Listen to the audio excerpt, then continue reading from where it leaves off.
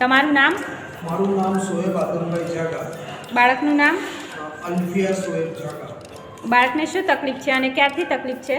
બાળકને બચપન જન્મથી જે સાંભળી નથી શકતી અને બોલી નથી શકતી, એના હિસાબે ઘણો પ્રોબ્લેમ આવે છે સ્કૂલમાં, અધરવાઇઝ હર જગ્યાએ.